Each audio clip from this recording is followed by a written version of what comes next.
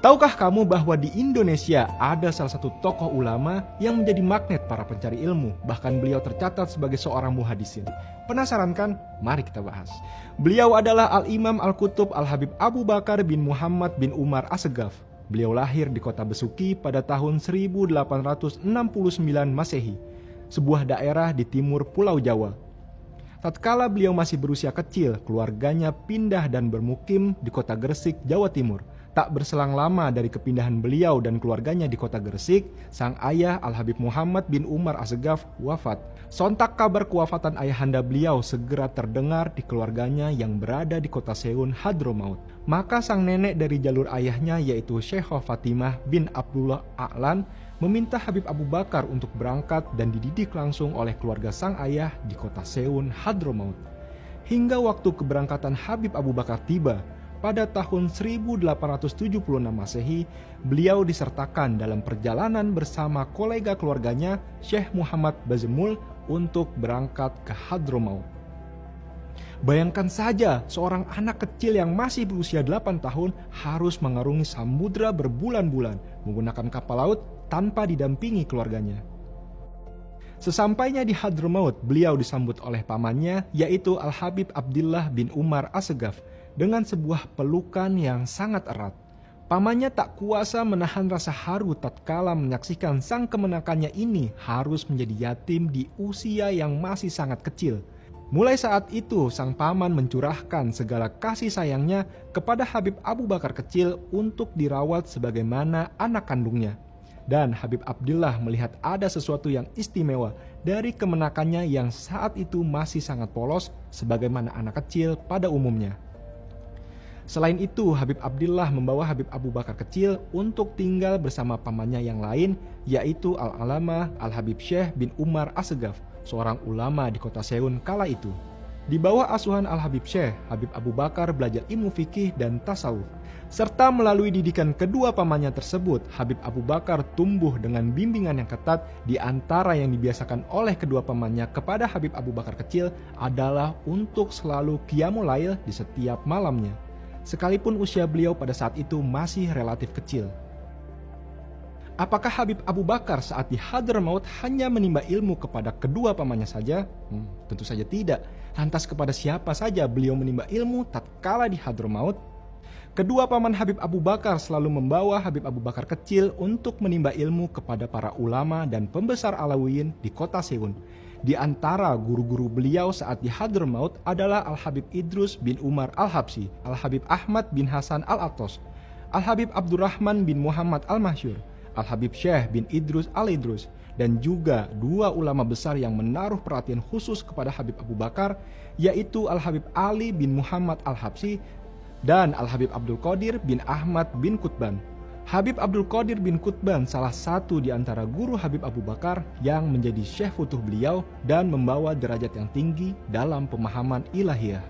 Tak hanya Habib Abdul Qadir bin Qutban, guru Habib Abu Bakar yang lain yaitu Habib Ali bin Muhammad bin Husain Al-Habsyi juga menaruh perhatian yang khusus kepada muridnya tersebut. Bahkan ada perkataan Habib Ali kepada muridnya yang menggambarkan kedudukan Habib Abu Bakar As-Saggaf. Habib Ali berkata kepada salah satu murid beliau, "Lihatlah mereka itu, 3 orang besar, nama mereka sama, kedudukan mereka sama, dan derajat mereka juga sama, yaitu yang pertama adalah Al-Habib Abu Bakar bin Abdullah Al-Idrus. Yang kedua, engkau pernah melihatnya ketika engkau kecil, yaitu Al-Habib Abu Bakar bin Abdullah bin Thalib Al-Attos. Dan yang ketiga, engkau akan melihatnya di akhir hayatmu." Dan yang dilihat oleh orang tersebut, Abu Bakar yang ketiga adalah Al-Habib Abu Bakar bin Muhammad As-Saggaf. Habib Ali bin Muhammad Al-Habsyi tak hanya memperhatikan secara khusus Habib Abu Bakar dari segi batiniahnya saja. Habib Ali juga menikahkan Habib Abu Bakar di saat usia Habib Abu Bakar sudah dirasa cukup untuk menikah dengan seorang wanita solehah di kota Seun. Habib Ali sendiri yang meminangkan wanita tersebut kepada kedua orang tuanya dan menanggung segala keperluan biaya pernikahan Habib Abu Bakar As-Saggaf tersebut. Lantas mulai sejak kapan Habib Abu Bakar kembali ke tanah air Indonesia? Bersama siapa beliau kembali ke tanah Jawa? Habib Abu Bakar bin Muhammad Assegaf kembali ke Tanah Jawa pada tahun 1885 Masehi. Dalam perjalanan kembali ke Tanah Jawa, Habib Abu Bakar ditemani oleh Al-Habib Alwi bin Segaf Assegaf yang sekarang makamnya terletak di Kebon Agung, Pasuruan. 3 tahun lamanya Habib Abu Bakar menetap di kota Besuki, Jawa Timur. Hingga di tahun 1888 Masehi, beliau memutuskan untuk pindah dan bermukim di kota Gresik. Saat berada di Tanah Jawa, beliau juga tak terlepas dahaga dari hausnya akan mendapatkan pemahaman agama dari ulama di Tanah Jawa. Di antara guru-guru beliau di Tanah Jawa adalah Al-Habib Abdullah bin Musin Al-Atos Empang Bogor, Al-Habib Abdullah bin Ali Al-Haddad Sangeng Pasuruan, Al-Habib Ahmad bin Abdullah Al-Atos Pekalongan, Al-Habib Muhammad bin Idrus Al-Habsi, Al-Habib Muhammad bin Ahmad Al-Muhdor, dan Al-Habib Abu Bakar bin Umar bin Yahya Surabaya. Bagaimana Habib Abu Bakar melakukan aktivitas dakwahnya di Gresik? Apa saja yang diajarkan oleh beliau? Aktivitas dakwah di kediamannya tak pernah sepi dari jamaah yang ingin melihat dan mendengarkan nasihatnya. Berbagai macam faham ilmu dan kitab-kitab salaf dikaji di majelis beliau. Dan salah satu kajian yang menjadi daya tarik majelis beliau adalah kajian kitab Ihya Ulumuddin karya Imam Abu Hamid Muhammad Al-Ghazali, kitab yang menjadi pegangan Sadah Bani Alawi. Selama hidupnya, Habib Abu Bakar dalam majelisnya telah menghatamkan kitab Ihya sebanyak 40 kali. Selain kitab Ihya, dalam catatan pemegang sanad hadis dunia pada zamannya, yaitu Syekh Yasin bin Isa Al-Fadani, beliau menjelaskan salah satu gurunya di Asia Tenggara adalah Al-Habib Abu Bakar. Tak tanggung-tanggung, bahkan beliau melabelkan gelar Al-Muhaddis kepada gurunya ini. Dalam catatan kaki kitabnya, Syekh Yasin menjelaskan, berulang kali telah dibacakan di hadapan Said Abu Bakar Assegaf Gresik Kutubus Sittah atau 6 kitab induk hadis. Sebagaimana beliau juga memiliki banyak majelis dalam pembacaan kitab-kitab musnad dan sunan. Dahulu beliau sangat gandrung membaca kitab Ihya Ulumuddin karya Al-Ghazali. Habib Abu Bakar merupakan magnet dari para pencari ilmu di zamannya. Tarbiyah beliau tak hanya dengan ilmu, banyak di antara yang hadir mendapatkan tarbiyah dari Habib Abu Bakar dengan nazrah atau pandangan batin. Dan banyak di antara murid-murid Habib Abu Bakar yang menjadi ulama besar. Dakwahnya berkembang pesat dan tersebar di seluruh Jawa.